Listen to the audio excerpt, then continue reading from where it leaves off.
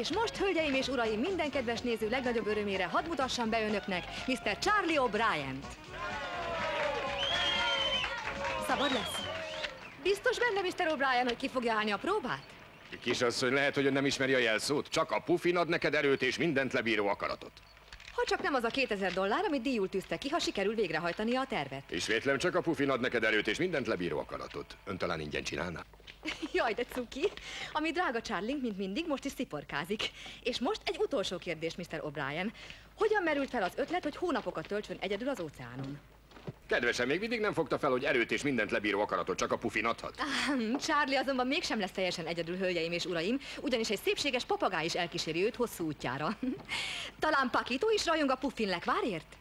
Kérdezze meg tőle. Pakito, áruld el a kedves tévénézőknek, te is szereted a puffin lekvárt? Én csak a papagájcsajokat szeretem. Na?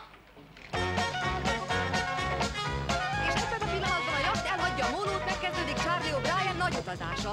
Sok sikert és sok szerencsét kívánunk a nagy utazónak. Viszlát, Charlie!